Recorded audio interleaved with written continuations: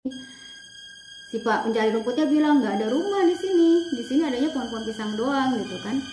Dia lagi bingung-bingung, terus suaminya kan juga lihat-lihat lokasi gitu kan, memperhatikan sekitar. Tiba-tiba mata suaminya itu tertuju di satu pohon. Dan kamu tahu nggak, itu ternyata gunting si ibu bidan Kunti itu nancep lah di pohon pisang itu.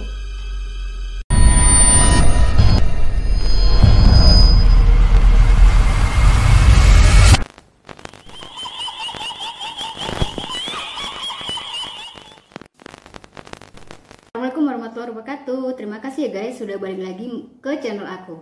Kali ini aku akan menceritakan pengalaman dari tantenya temanku yang berprofesi sebagai bidan. Mereka itu tinggal di sebuah kabupaten yang pada tahun 90-an itu kabupaten itu belum berkembang. Apalagi desa dan kecamatan tempat mereka tinggal itu berada di pegunungan, di kaki Gunung Wilis. Kabupatennya Kabupaten Tulungagung. Kecamatannya Kecamatan Sendang, desanya namanya Desa Geger. Desa Geger apa Desa Geger ya? Ya kayak gitulah, Desa Geger. Namanya di desa, itu kalau di atas jam 8 malam itu udah sangat sepi. Apalagi tahun segitu ya, tahun 90-an. Karena selain lokasi untuk menuju ke desa itu juga sulit medannya, kemudian penerangan juga masih sangat minim.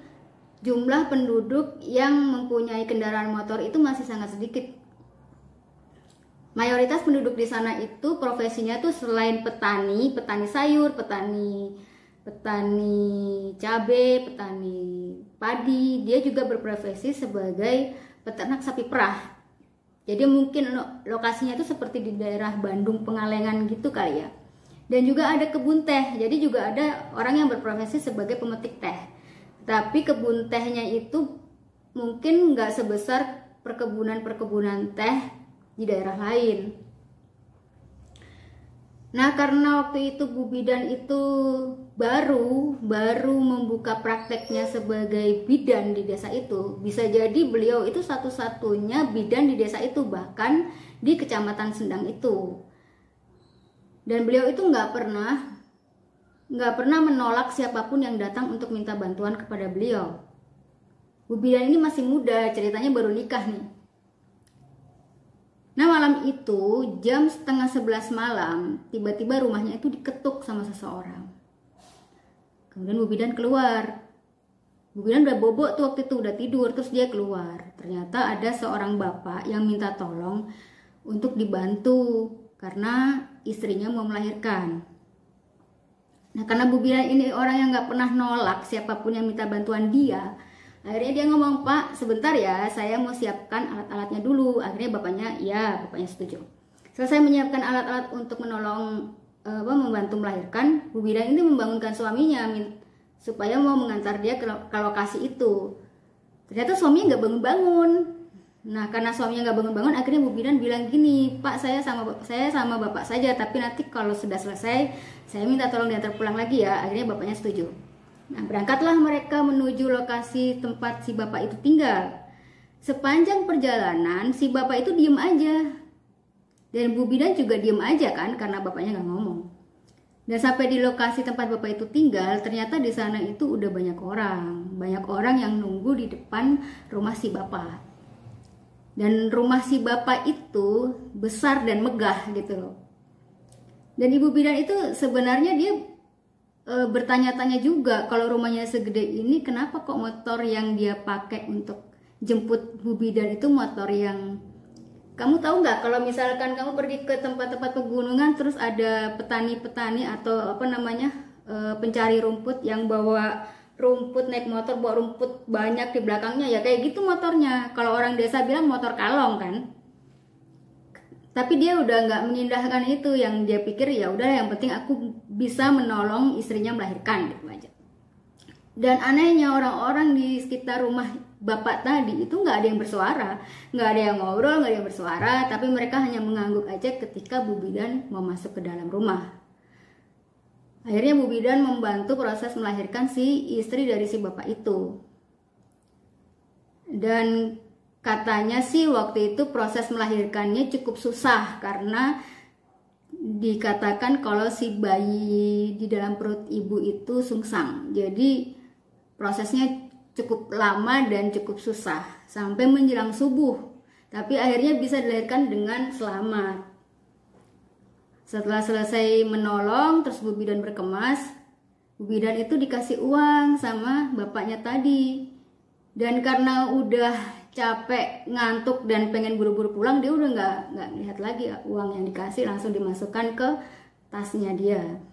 Akhirnya Bu Bidan diantar pulang. Udah kan, besok paginya Bu Bidan mau berangkat kerja. Dia kan nyiapkan nih alat-alat yang mau berangkat kerja.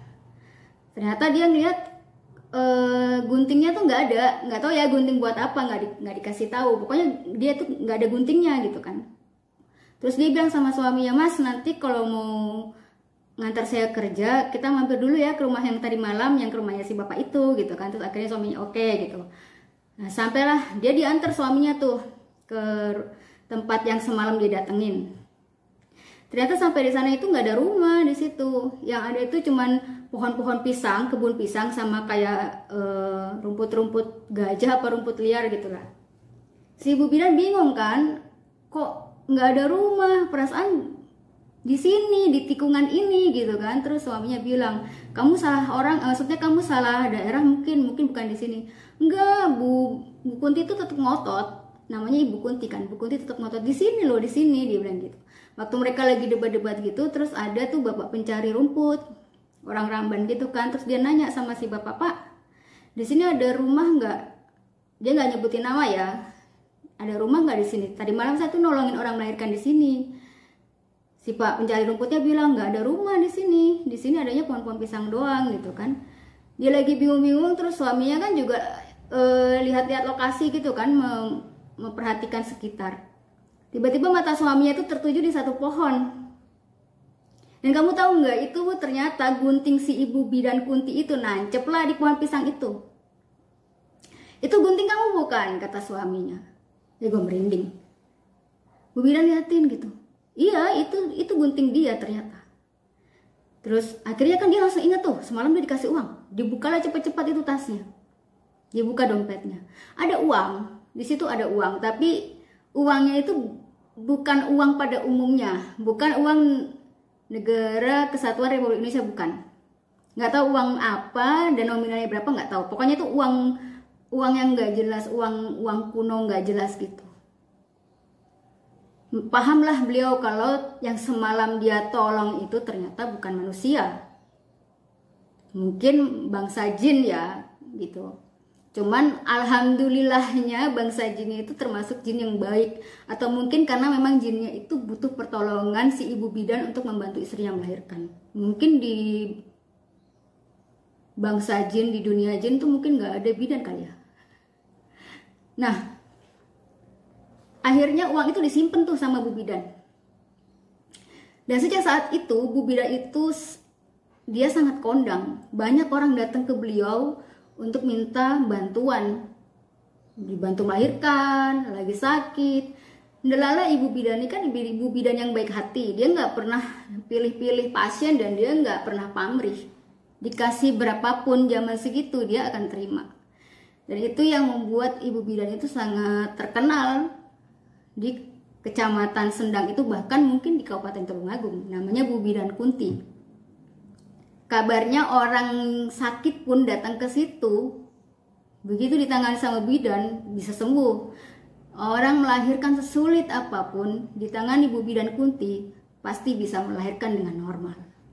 Yaitu walau alam ya, itu kan cerita dari rumor dari mulut ke mulut. Tapi memang sampai saat ini Bu Kunti ini masih sehat walafiat, dan beliau itu punya anak dan anaknya itu sekarang berprofesi sebagai seorang dokter. Nah, mungkin karena Ibu Kunti ini orang yang baik, terus dia tidak pernah menolak orang yang datang kepada beliau, akhirnya Tuhan itu mengangkat derajat beliau dengan perantara makhluk yang tidak kasat mata tadi gitu. Makanya pesan moralnya kita semua harus baik kepada sesama manusia maupun makhluk-makhluk yang lain walaupun mereka tidak terlihat oleh mata kita. Demikian cerita aku, mudah-mudahan bisa menghibur, dan kalau kamu pengen mendengarkan cerita-cerita lain yang lebih menggetarkan, kamu bisa bantu aku untuk kembangkan channel aku dengan like, subscribe, komen, dan share. Terima kasih. Assalamualaikum warahmatullahi wabarakatuh.